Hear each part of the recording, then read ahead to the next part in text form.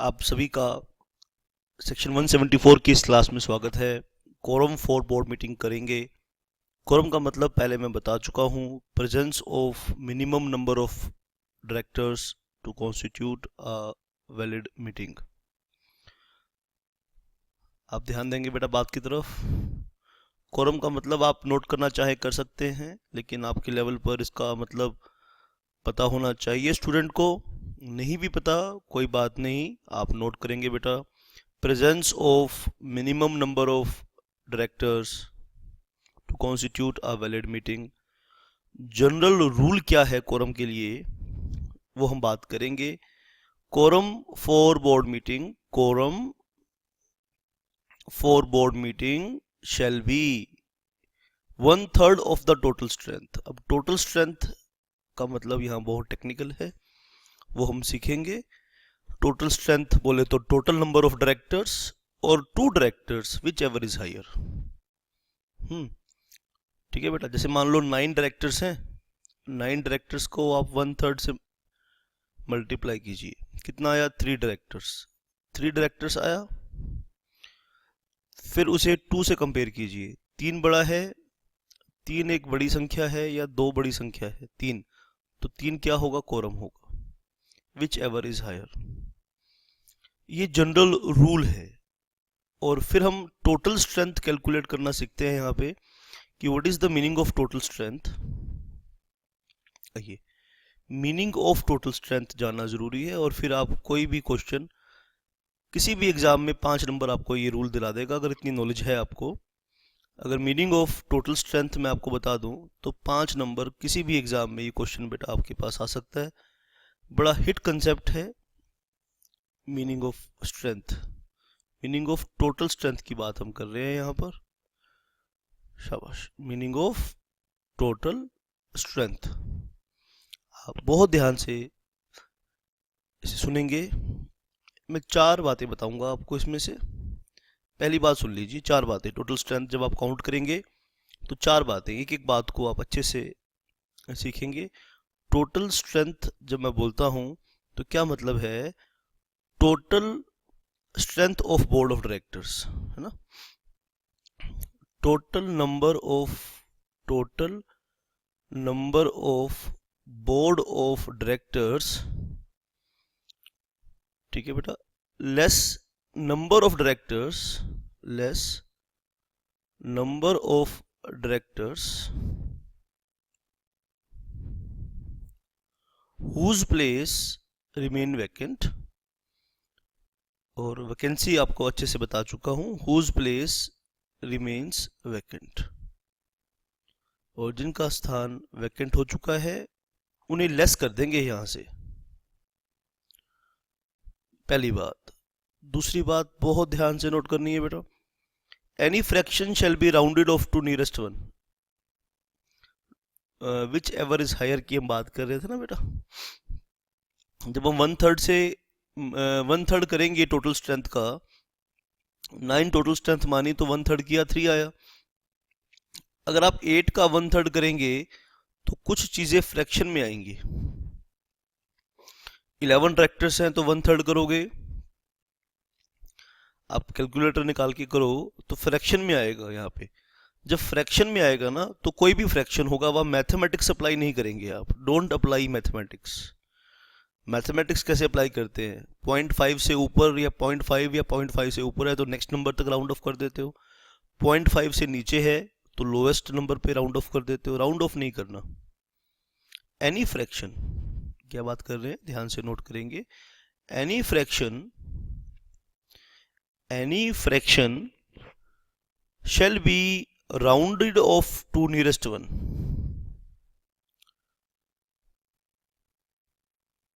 shall be rounded off to nearest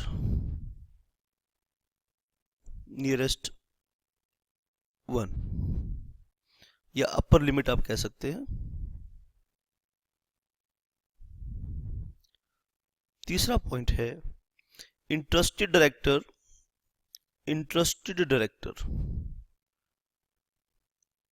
अगर कोई director interested director है अंडर सेक्शन 184, कुछ बच्चों के साथ डिस्कस कर चुका हूँ, कुछ बैचेस में डिस्कस हो चुका है और कुछ बैचेस में डिस्कस नहीं हुआ है, तो कोई बात नहीं। अगर डिस्कस आपके बैच में नहीं हुआ, ठीक है, तो आप मान लीजिए कि इंटरेस्टेड डायरेक्टर कुछ चीज़ होती है, और वैसे आपको कंसेप्ट तो बता चुका हूँ, लेकिन कुछ जगह 184 को अच्छे से नहीं अभी करवाया है, तो हो जाएगा ये section 184 sub section 2 are not counted, are not counted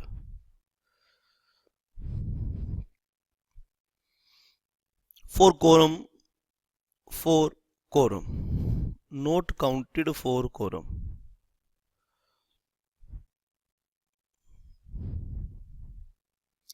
At the time of discussion, at the time of discussion,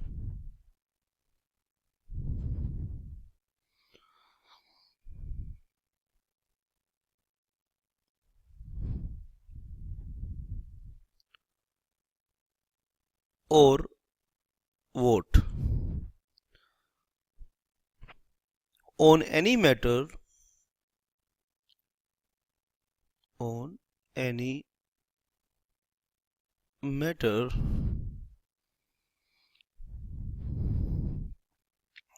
तो कितनी बातें हो गई? 4 बातें टोटल डिस्कस करनी है मुझे जब हम टोटल स्ट्रेंथ काउंट कर रहे हैं। पहली बात और रिवाइज करते हैं एक बारी, बहुत टेक्निकल है ये चीज़ बेटा। टोटल स्ट्रेंथ जब हम काउंट करेंगे, टोटल स्ट्रेंथ जब हम बोलेंगे, तो क्या मतलब होगा उसका, आइए हम नोट करेंगे बेटा। Total number of board of directors को में से number of directors whose place remains vacant को लेस कर देंगे। Any fraction shall be rounded off to nearest one, ये बात ध्यान रख लेंगे। और इंटरेस्टेड डायरेक्टर को काउंट नहीं किया जाएगा अंडर सेक्शन 184 सब सेक्शन 2, और ये बात हम डिस्कस कर चुके हैं तीनों बातें। आइए फर्दर हम एक फोर्थ पॉइंट, इसमें बहुत इंपॉर्टेंट है ये, directors participating under audio visual means को काउंट करेंगे इसमें। डायरेक्टर्स पार्टिसिपेटिंग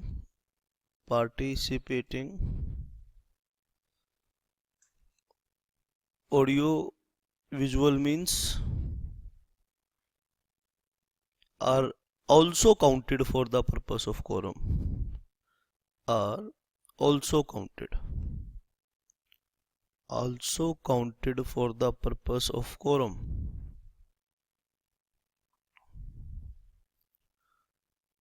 quorum के लिए उन्हें काउंट किया जाएगा, quorum के लिए उन्हें काउंट किया जाएगा।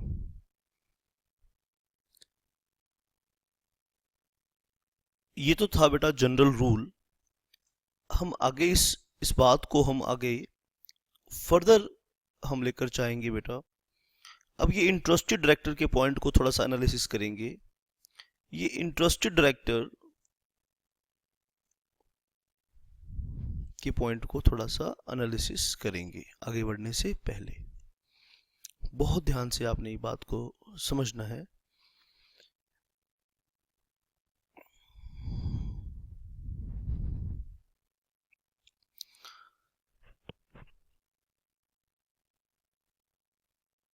शाबाश बेटा। इंटरेस्टेड डायरेक्टर्स, दो सिचुएशन होंगी बेटा यहाँ पे। Interested directors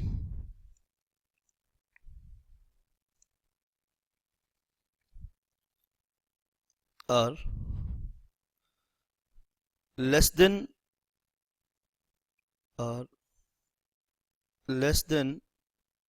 2/3, less than 2/3।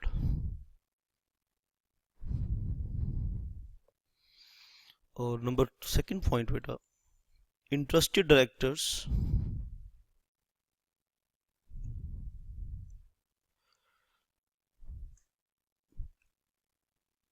Are more than 2/3।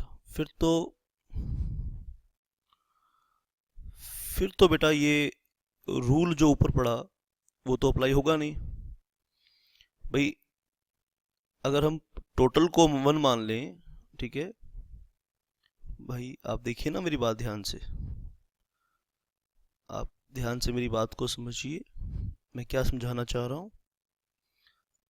Late the total be one, देखो बच्चों वाला मैथमेटिक्स पढ़ते हैं, 5वीं क्लास का मैथ पढ़ते हैं। Let the total number be one, 5वीं क्लास में मैथ पढ़ा आपने, आइए वही पढ़ते हैं। Let the total number be one, मान लो टोटल 1 है, ठीक है, और इंटरेस्टेड डायरेक्टर्स, ठीक है बेटा, इंटरेस्टेड जो डायरेक्टर्स हैं वो 2/3 से ज्यादा हैं। देखिए कोरम हम किसको मानते हैं, कोरम हम मानते हैं 1/3 को, 1/3 को कोरम मानते हैं बेटा, और 1/3 प्लस 2/3,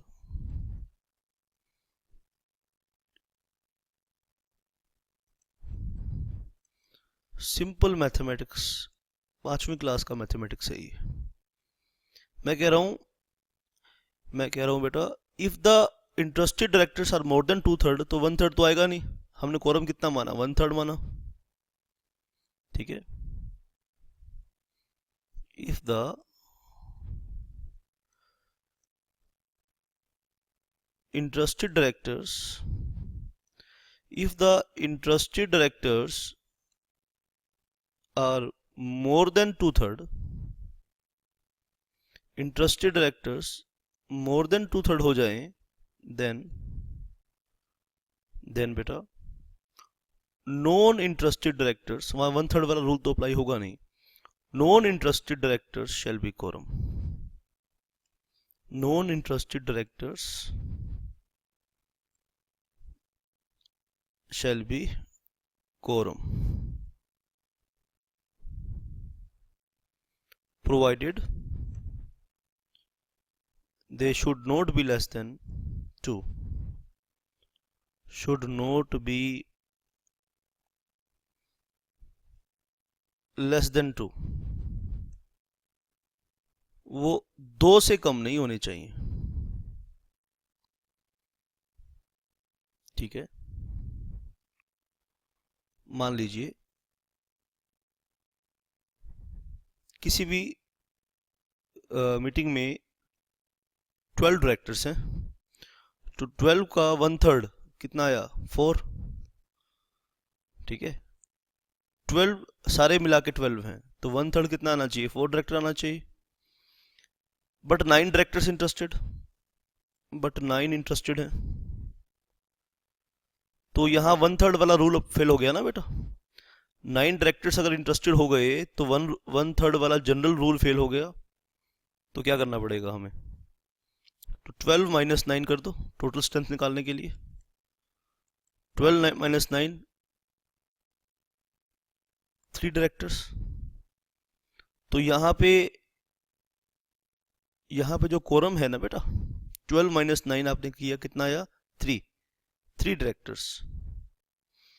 तो जितने भी रिमेनिंग डायरेक्टर्स हैं उनको हम कोरम मान लेंगे, जिनको रिमेनिंग, अब वहां 1/3 नहीं करेंगे, रिमेनिंग को कोरम मान लेंगे। लेकिन अगर 1/3 करें तो हम कर नहीं पाएंगे, क्योंकि हम टोटल स्ट्रेंथ में सीख चुके हैं कि इंटरेस्टेड डायरेक्टर को काउंट नहीं करना। एक बारी मैं दोबारा से बता देता हूँ, सुन लो मेरी बात। Let the total number be 1, तो कोरम कितनी होगी, 1/3। अगर इंटरेस्टेड 2/3 से ज्यादा हो जाए, इंटरेस्टेड 2/3 से ज्यादा हो जाए, तो ये 1/3 असरटेन करना मुश्किल हो जाएगा, क्योंकि 1/3 प्लस 2/3 इज इक्वल टू 1। तो if the interested directors are more than 2/3, then या मोर देन 2/3 हो जाए या इक्वल टू 2/3 हो जाए, ठीक है बेटा, then the non interested director shall be quorum, provided they should not be less than 2। ये मैंने एक प्रैक्टिकल एग्जांपल आपको करके दिखाया। तो interested directors are less than 2/3, interested directors are more than or equal to 2/3, more than or equal to 2/3 कर लीजिए, ठीक है बेटा। तो इस सिचुएशन में काउंट कैसे करेंगे, शाबाश। पहली बात, पहली बात कैसे काउंट करेंगे, पहले आप number of non interested director निकालिए, number of non interested director निकालिए। क्वेश्चन में इंटरेस्टेड डायरेक्टर दिया रहेगा आपको, तो वहां से आप निकाल लेंगे। निकाल लिया जी। फिर दूसरा step, non interested directors, number of non interested directors, फिर 2 डायरेक्टर्स लीजिए। और फिर तीसरा बात, whichever is higher, whichever is higher. और यहाँ पे are less than 2/3, interested directors are less than 2/3। यहाँ पे कैसे करिएगा बेटा, आप समझ लीजिए यहाँ से बेटा, यहाँ पे कैसे करिएगा बेटा आप, तो शाबाश। ये हमने डिस्कस किया, interested directors are more than और equal to 2/3 number of directors. यहाँ पे टोटल स्ट्रेंथ कैलकुलेट कीजिए और 1/3 ऑफ टोटल स्ट्रेंथ कैलकुलेट कीजिए, और फिर आप उसे 2 से कंपेयर कीजिए, whichever is higher, whichever is higher.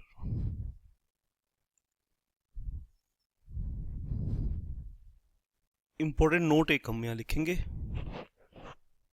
शाबाश। Please write down important note, बहुत इंपॉर्टेंट पॉइंट है, एग्जाम क्वेश्चन ये हो सकता है, ध्यान से नोट करेंगे। In calculation the quorum, in calculation the quorum, जब आप कोरम को कैलकुलेट करेंगे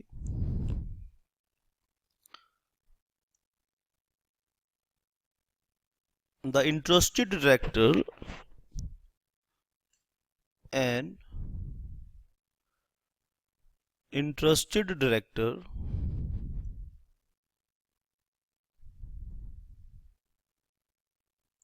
should be excluded,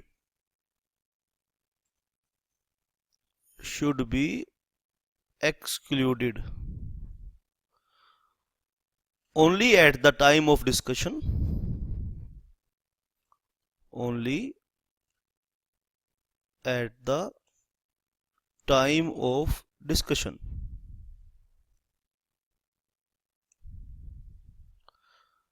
or vote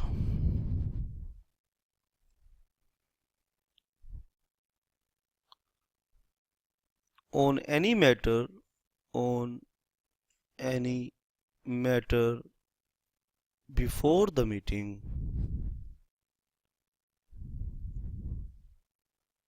before the meeting in which he is interested, in which he is interested। क्या लिखा बेटा, जब आप कैलकुलेट करेंगे द कोरम और इंटरेस्टेड डायरेक्टर को आप कैलकुलेट करेंगे, should be excluded, should be excluded only at the time of discussion or vote on any matter before the meeting in which he is interested। यानी 5 मुद्दों पे discussion होना है, तो एक मुद्दे पे कुछ डायरेक्टर्स इंटरेस्टेड हैं, बाकी पे नहीं है, तो उस एक पे कोरम अलग से कैलकुलेट होगी और बाकी 4 मुद्दों के लिए कोरम अलग से कैलकुलेट होगी। ठीक है बेटा, मैं आपको एग्जांपल दे देता हूं,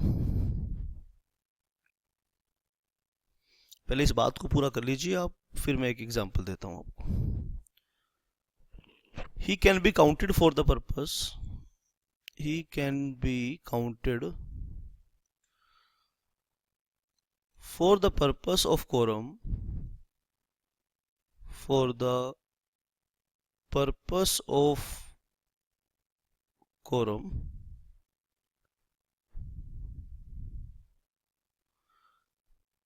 with respect to any other matter, with respect to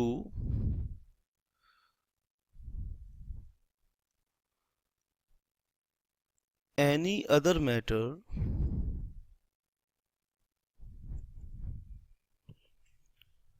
in which he is not interested, in which he is not interested। ये बात आपने ध्यान से नोट करनी है बेटा। मान लीजिए टोटल मैटर्स हैं 5, टोटल मैटर्स यानी जिन पे डिसीजन होना है वो 5 हैं, और ठीक है, डायरेक्टर्स हैव इंटरेस्ट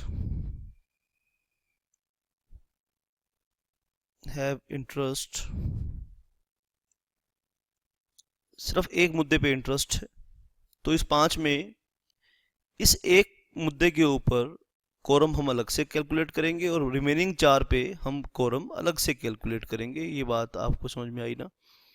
ये बात आपको समझ में आई? तो ये हमने सीखा अभी।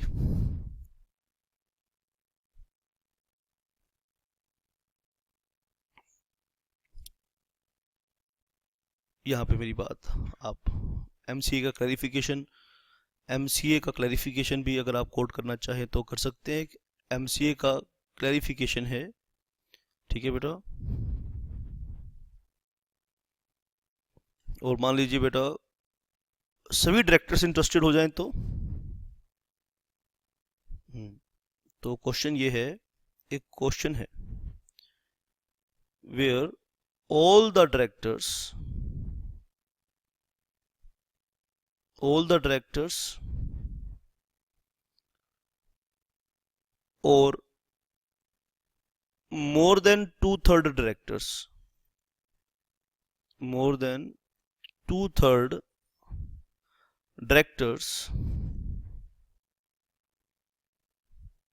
are interested,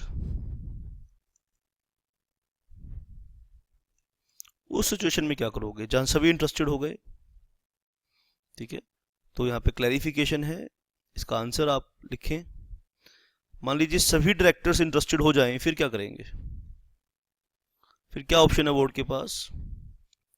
तो इस बात का आंसर ये है, वेयर ऑल और more than two-third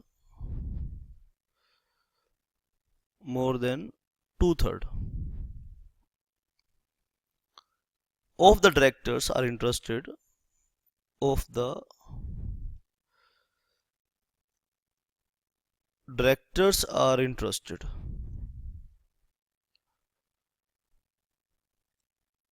शाबाश। The remedy is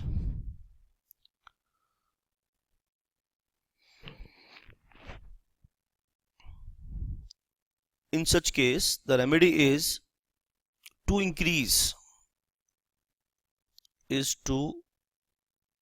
increase the strength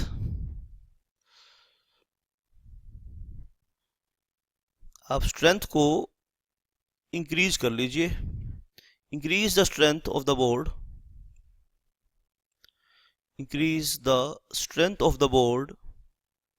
by appointing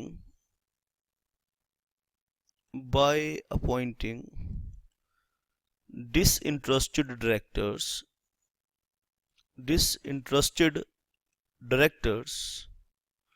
आप disinterested directors को अपॉइंट कर लीजिए, or you can say appoint additional directors। आप एडिशनल डायरेक्टर्स अपॉइंट कर लीजिए जो डिसइंटरेस्टेड हों। Additional directors if authorised bye articles of association, लेकिन अथॉरिटी चेक करनी पड़ेगी, authorised bye articles of association.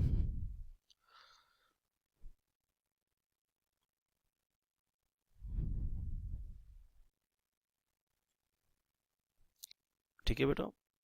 और अगर आर्टिकल्स अथॉरिटी नहीं देते, if this solution is not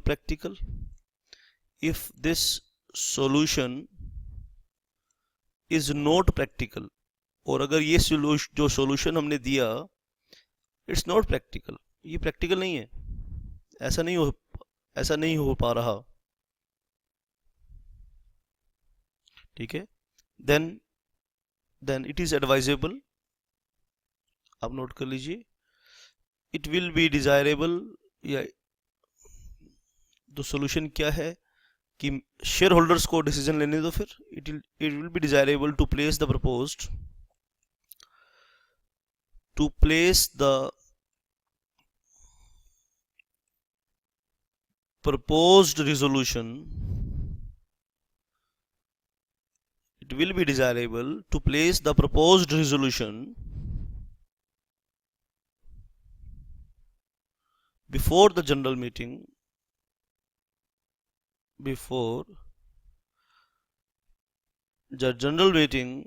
for consent. General meeting में कंसेंट के लिए उसे रख दीजिए। शाबाश बेटा। तो ये एक सर्कुलर था जो ये आंसर का जवाब दे रहा था कि 2/3 where all or more than 2/3 directors are interested, the remedy is to increase the strength of the board. The remedy is to increase the strength of the board by appointing disinterested directors or appoint additional directors if authorized by articles of association. And if this solution is not practical, अगर ये चीज़ नहीं हो सकती, it will be desirable to place the proposed resolution before the general meeting for consent. शाबाश बेटा। और अब next point हम देखेंगे, इसमें इंपॉर्टेंट पॉइंट देखेंगे बेटा, टाइम ऑफ कोरम। कोरम किस वक्त चेक की जाएगी? टाइम ऑफ कोरम तो ऑलरेडी डिस्कस कर चुका हूं। In case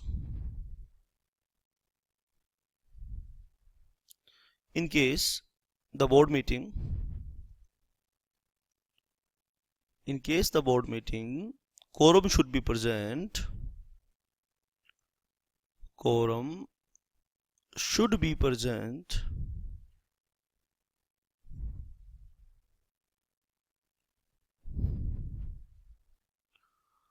not only at commencement,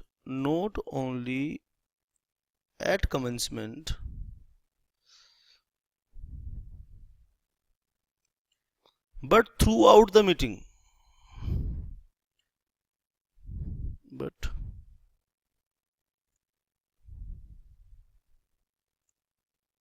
Throughout the meeting quorum present रहनी चाहिए for every item of business.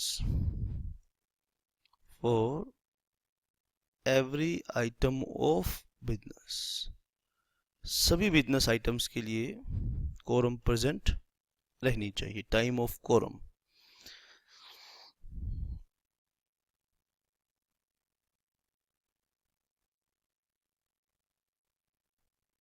ठीक है बेटा। अब हम क्या हर मिनट हम क्या कॉलम चेक करते रहेंगे? तो काम कैसे करेंगे? बार बार कॉलम चेक करते रहेंगे क्या? नहीं, हम क्या करेंगे? प्रिजम्पशन लेंगे, प्रिजम्पशन रिगार्डिंग कोरम। कि प्रिजम्पशन क्या लेंगे? कि कोरम मौजूद है। प्रिजम्पशन रिगार्डिंग कोरम, कि ये प्रिज्यूम कर लिया जाएगा कि कोरम प्रेजेंट है। कब तक? जब तक ऐसा ना लगे। ध्यान से नोट कीजिए बेटा बात को। प्रिज्यूम कर लिया जाएगा कि कोरम है। ठीक है, शाबाश। कब तक प्रिज्यूम करेंगे? द प्रिजम्पशन, तब तक the presumption is questioned. Presumption is questioned.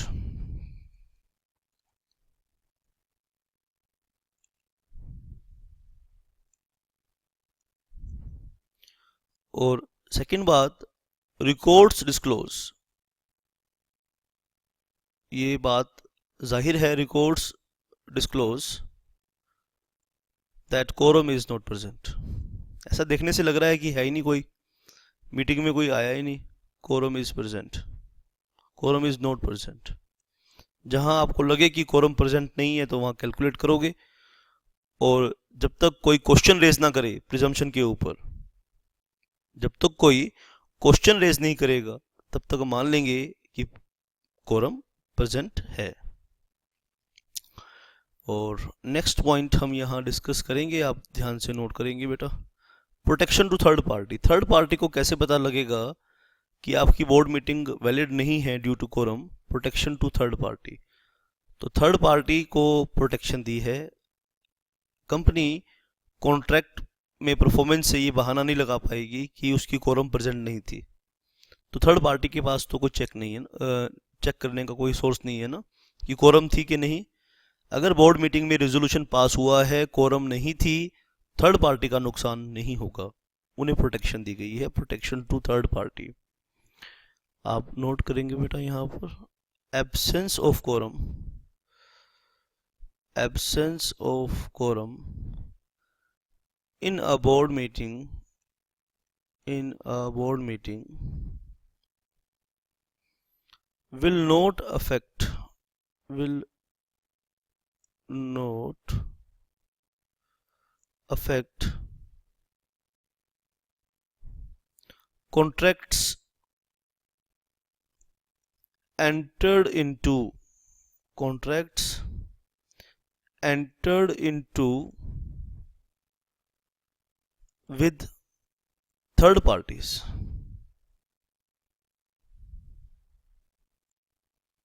with third parties,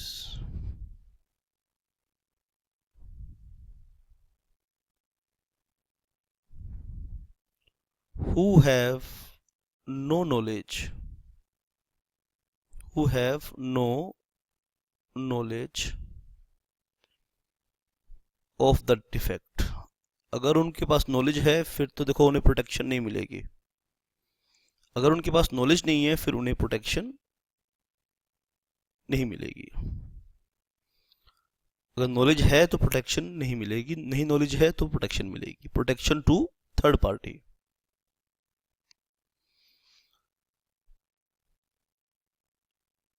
right बेटा,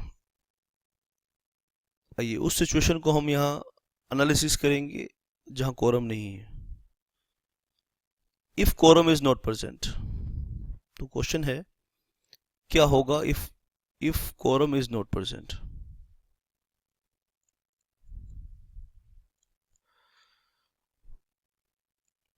ठीक है, तो यहाँ पे दो काम होंगे बेटा। If quorum is not present क्या करेंगे? Check articles of association. तो आपने क्या करना है? Check articles of association. तो वहां दो काम मिलेंगे, आर्टिकल साइलेंट है, ये आर्टिकल्स प्रोवाइड करते हैं, provides solution, articles solution provide करते हैं। दो सिचुएशन हो सकती है बेटा। कोरम नहीं है, अब क्या करेंगे?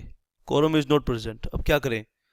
कहते हैं आर्टिकल्स ऑफ एसोसिएशन चेक करो, साइलेंट है, प्रोवाइड्स सॉल्यूशन। जहां आर्टिकल सॉल्यूशन प्रोवाइड कर रहा है वहां पे क्या करेंगे? व्हेन देयर इज प्रोविजन, लिख लो, when there is provision, when there is provision in the articles of association, in the articles of association, the day they prescribed in articles of association,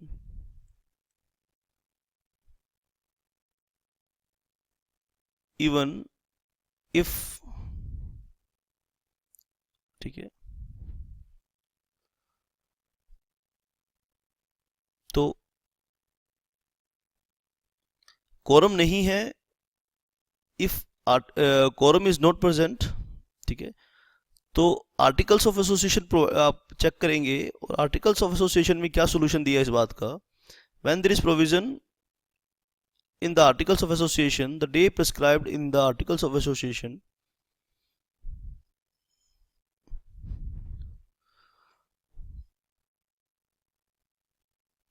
आप इस चीज को एक बारी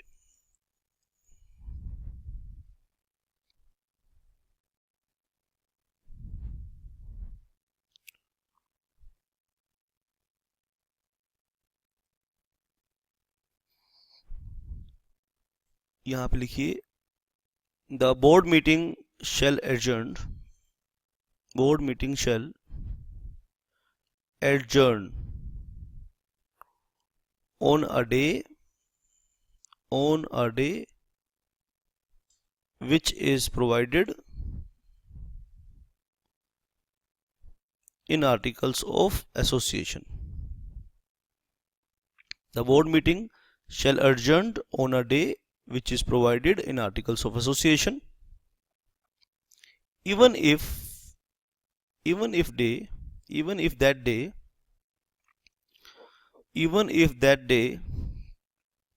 is a national holiday. तो जैसे आर्टिकल ऑफ एसोसिएशन कहते हैं वैसे आपने मीटिंग को अर्जर्न कर देना है. The board meeting shall be adjourned on a day which is provided in Articles of Association if the day is national, even if that day is a national holiday. ये इसका सॉल्यूशन है. और अगर article silent है, ठीक है, तो क्या होगा? Meeting shall adjourn in the absence of quorum, meeting shall adjourn. Meeting shall adjourn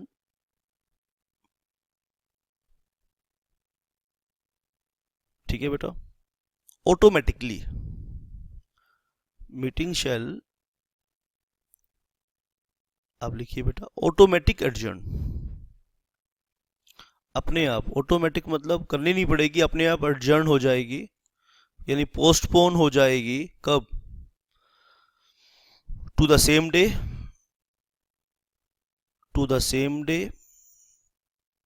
eight same time. जो पहला दिन था, संडे था तो सैटरडे था तो सैटरडे, फ्राइडे था तो फ्राइडे, ठीक है. At the same time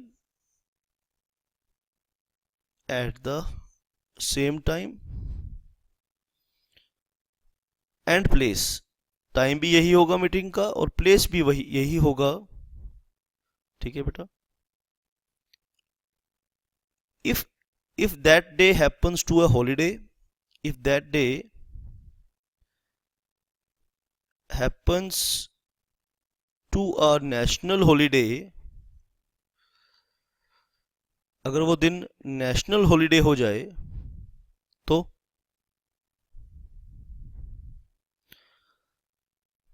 to the next succeeding day. तो ये दो इंपॉर्टेंट क्वेश्चन बनते हैं, दोनों मैंने पॉइंट्स में डिस्कस किए. Which is not a national holiday, which is not a national holiday.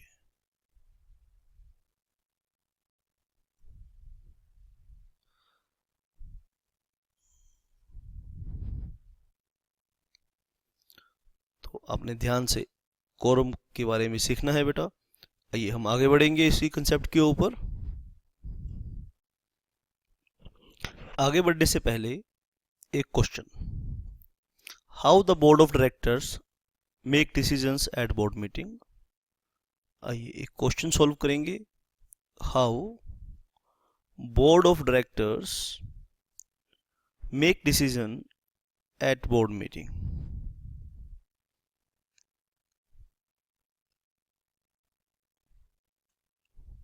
तो बोर्ड मीटिंग में डिसीजन कैसे ये लोग लेते हैं,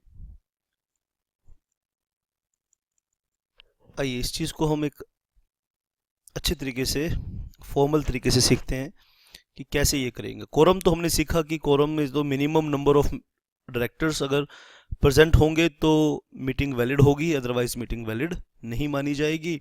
और इसका सोल्यूशन भी हमें दिया कि कोरम नहीं है, मान लीजिए कोरम नहीं है, ध्यान से सुन लीजिए, ठीक है। अगर कोरम नहीं है तो डायरेक्टर्स क्या करेंगे, बहुत ध्यान से सुनिए ये बात, नंबर ऑफ डायरेक्टर्स को इंक्रीज कर सकते हैं, और अगर वो प्रैक्टिकल नहीं है तो जनरल मीटिंग को बुला सकते हैं। ये हमने सॉल्यूशन देखा, ध्यान से सुना आपने क्या कहा मैंने। कोरम नहीं है तो क्या कर सकते हैं, डायरेक्टर्स की संख्या को इंक्रीज कर सकते हैं और जनरल मीटिंग को कॉल कर सकते हैं। अब हम बात करेंगे डिसीजंस एट बोर्ड मीटिंग, कि कैसे ये डिसीजन लेते हैं, how board of director make decisions at the board meeting. ये लोग डिसीजन कैसे लेते हैं, ये बात सीखने की है। ये लोग आखिर डिसीजन लेते हैं तो कैसे।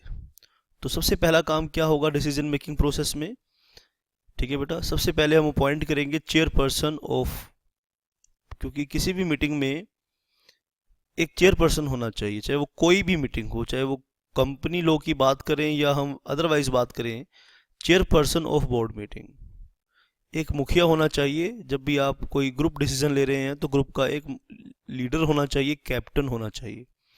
तो हम बात करेंगे चेयरपर्सन ऑफ बोर्ड मीटिंग। यहाँ पे हम आर्टिकल्स को रेफर कर सकते हैं, क्योंकि आर्टिकल्स तो देखो हमारे पास किसी कंपनी के है नहीं, तो हम मॉडल आर्टिकल्स को यहाँ रेफर करेंगे, रेगुलेशन 70। तो आप सब बच्चे बेसिक्स कंपनी लॉ के सीख कर आए हैं यहाँ तक, तो मैं मान लूँगा आपके पास बेटा आपने कंपनी लॉ के बेसिक्स सीखे हैं, मुझसे सीखे हैं या कहीं और सीखे हैं या खुद से पढ़े हैं, कोई फ़र्क नहीं पड़ता। Regulation 70 of table F, table F क्या है, एक मॉडल आर्टिकल्स है, ठीक है। Table F model articles of association है, उसके रेगुलेशन को मैं रेफर कर रहा हूँ, ठीक है। टेबल एफ जो मॉडल आर्टिकल्स हैं उसका रेगुलेशन क्या कहता है कि चेयरमैन की अपॉइंटमेंट कैसे होगी। कंपनी रेगुलेशन 70 को भी अडॉप्ट कर सकती है और अपना प्रोसीजर भी यहाँ पे लिख सकती है। कंपनी के पास दो चॉइस हैं, या तो रेगुलेशन 70 ऑफ टेबल एफ में जो प्रोसीजर है उसे अडॉप्ट कर ले, या फिर अपना कोई प्रोसीजर लिख ले। क्योंकि कंपनी का कोई आर्टिकल ऑफ एसोसिएशन हमारे पास है नहीं, तो हमें मजबूरी में टेबल एफ का प्रोसीजर ही पढ़ना पड़ेगा। तो डिसीजन कैसे लेते हैं जी, पहले अपॉइंटमेंट होती है, appointment of chairperson of board meeting, ठीक है। यहाँ लिख लीजिए अपॉइंटमेंट। तो सबसे पहले हम अपॉइंटमेंट करेंगे appointment of chairperson of board meeting. तो पहला रूल ये है इसका, द बोर्ड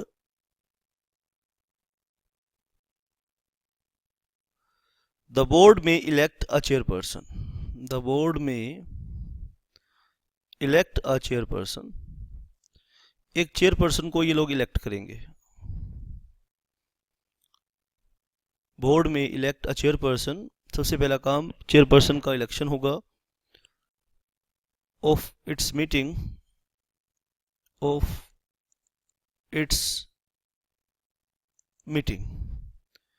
एक चेयरपर्सन को इलेक्ट करेंगे, ठीक है बेटा, and determine the period for which he is hold office, and determine the period for which he hold office, और उसके पीरियड को डिटरमाइन करेंगे जब वो ऑफिस को होल्ड करेगा, ही hold office.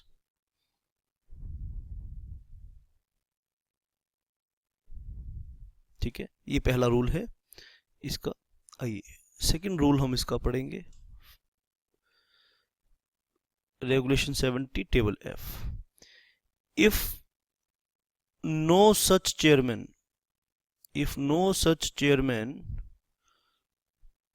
a chairperson is elected,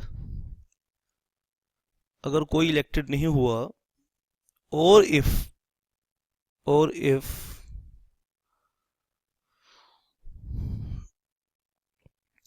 at any meeting, the chairperson is not present, the chairperson is not present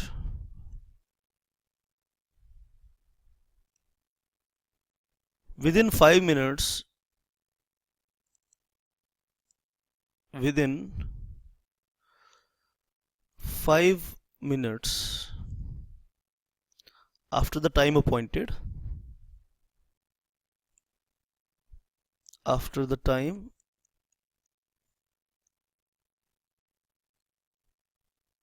appointed for holding the meeting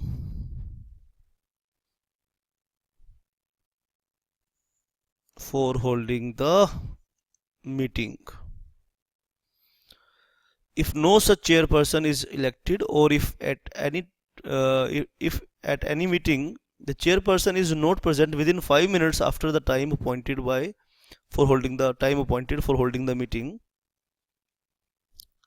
the directors present may choose the directors present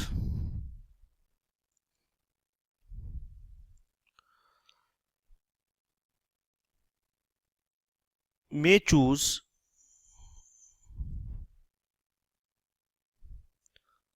one of their number choose one of their one of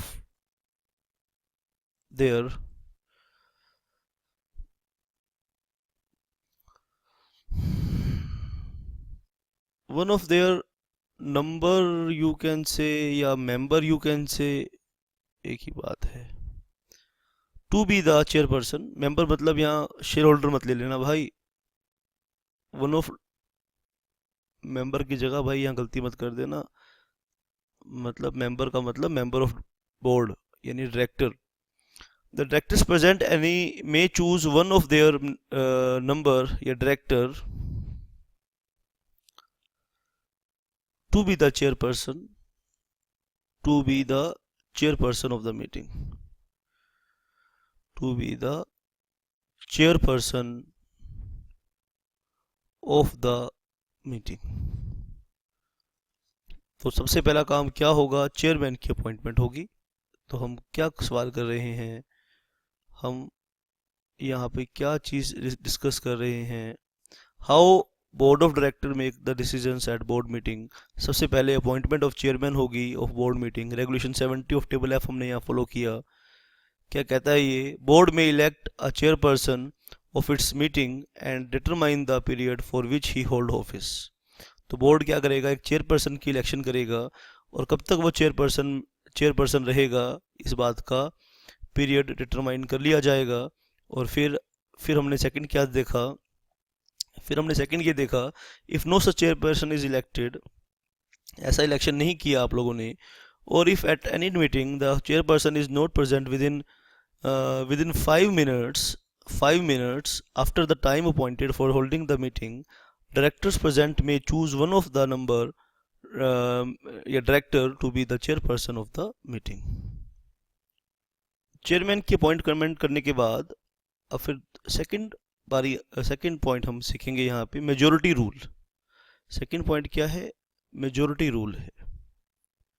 यानी directors decision कैसे लेंगे? Through majority rule. Majority rule का मतलब क्या है बेटा?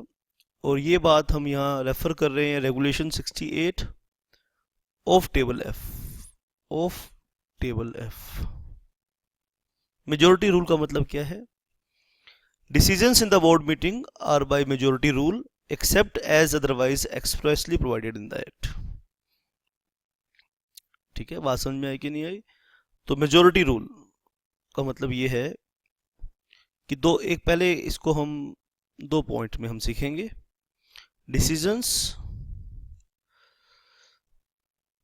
Decisions eight board meeting decisions at board meeting are by majority rule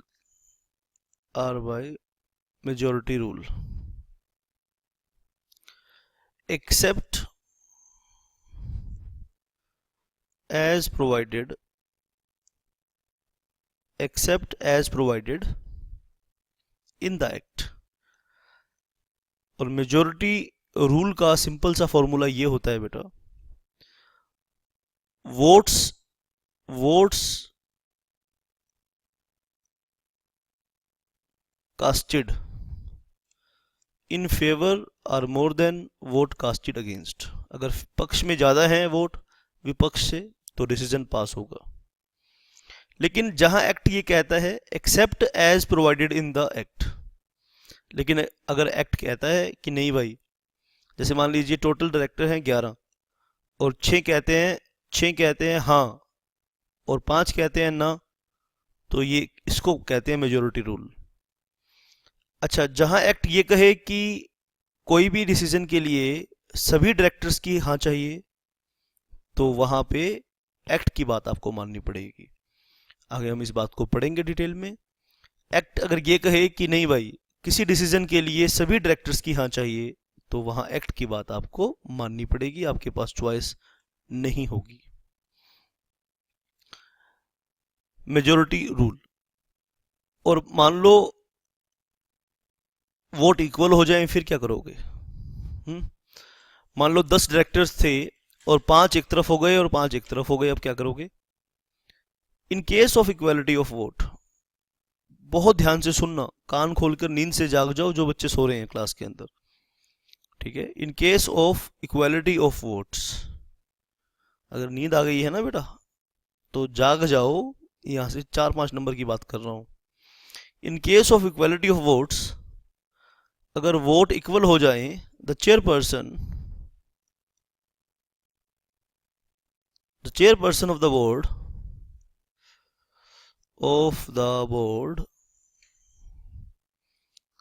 shall have a second if any, shall have the casting vote, shall have the casting vote, or you can say second vote, second vote। तो exam में आ जाएगा what is the meaning of casting vote, तो exam में question आ जाएगा what you mean by casting vote, ठीक है? शाबाश, ये दो बातें हमने सीखी। दूसरी बात हमने क्या सीखी कि मेजॉरिटी रूल, कि how can you ascertain majority rule. अब तीसरी बात इसमें आप और नोट करेंगे बेटा, बाइंडिंग नेचर। अगर एक रेजोल्यूशन बोर्ड मीटिंग में पास हो गया तो क्या वो कंपनी पे बाइंड करेगा? बाइंडिंग नेचर आप इसका लिखेंगे, ठीक है बेटा?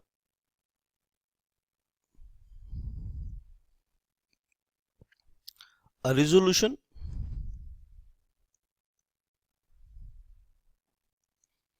passed in the valid board meeting, a resolution passed in the valid board meeting is binding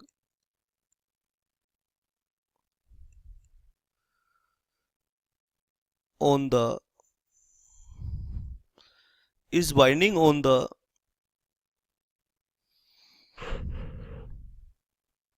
आप ध्यान से सुनेंगे बात बेटा, on the whole board, on the whole board, ठीक है? all directors are all directors, जितने भी डायरेक्टर्स हैं इनकी ड्यूटी है, ऑल डायरेक्टर्स, जितने भी डायरेक्टर्स हैं बेटा, क्या ड्यूटी है इनकी? Are duty bound,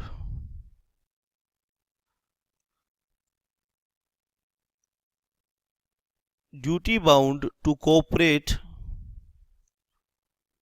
to cooperate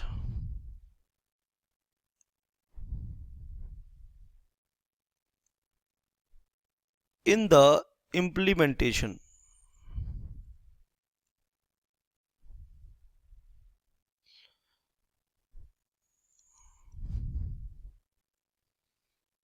of the resolution, of the resolution।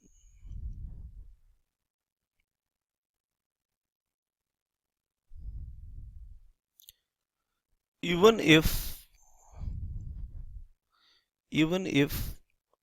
some of the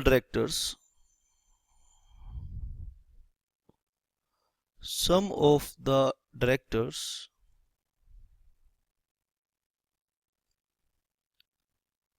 did not participate in the meeting, did not participate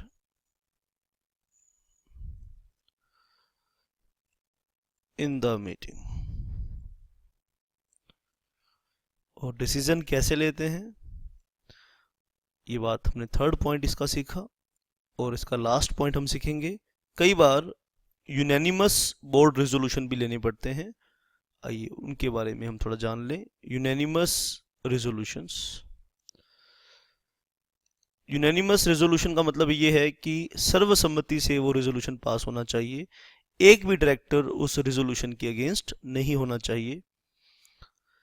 ठीक है बेटा, आप नोट करेंगे, the following powers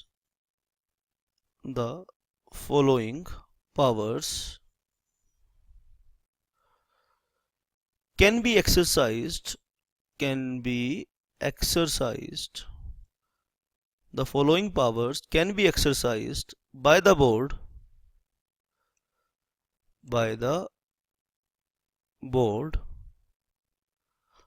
only at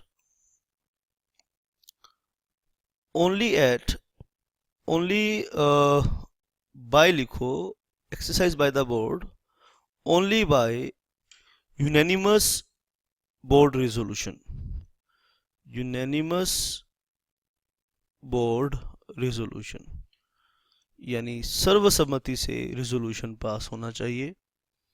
ठीक है, तो the following powers can be exercised, ठीक है बेटा, only by passing unanimous board resolution. कौन कौन सी वो पावर हैं, आइए उन पावर्स का हम थोड़ा सा देख लें, उसके एग्जांपल्स देख लें। तो बहुत इंपॉर्टेंट क्वेश्चन है, कौन कौन से काम। एक तो सेक्शन 186 इसमें हम यूज करते हैं। सेक्शन 186 में हम क्या पढ़ेंगे, ठीक है, लोन और इन्वेस्टमेंट देना है। अगर आपने लोन करना है और इन्वेस्टमेंट करना है, लोन और इन्वेस्टमेंट और गिविंग गारंटी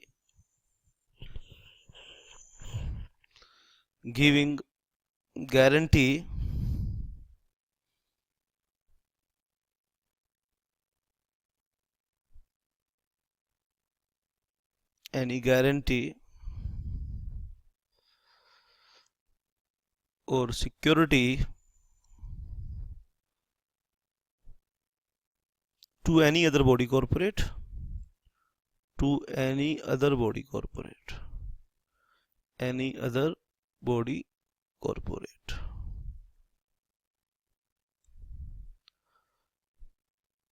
और दूसरी बात, appointment of MD, appointment of, ये सेक्शन 186 ए पॉइंट के लिए है बस, है ना, ए पॉइंट के लिए, बी पॉइंट के लिए नहीं। अपॉइंटमेंट ऑफ एमडी आप ध्यान से नोट करेंगे, appointment of MD where the person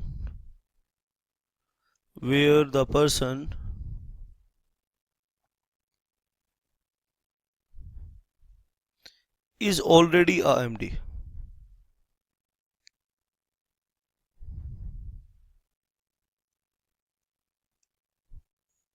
manager, MD, manager of any other company, of any other company। Section 203 है भाई, ये बी पॉइंट का सेक्शन 203 है और ए पॉइंट का सेक्शन 186 है। आप दोनों बातों को ध्यान से सीख लीजिए। यूनानिमस डिसीजन की हम बात कर रहे हैं, कहाँ कहाँ आपको यूनानिमस बोर्ड रेजोल्यूशन चाहिए होता है। तो ये 2 एग्जांपल्स हमने आपके लिए यहाँ डिस्कस किए, आप इसे अच्छे से नोट करेंगे। और इसके बाद जो बहुत इंपॉर्टेंट सेक्शन बचेगा वो है सेक्शन 175। 3 सेक्शन इसमें हमें टोटल करने हैं, तो 173, 174 and 175 is the third section. और आने वाले हम सेशन में सेक्शन 175 भी करेंगे। और शाबाश, आप ध्यान से मेरी बात को सुनेंगे, समझेंगे।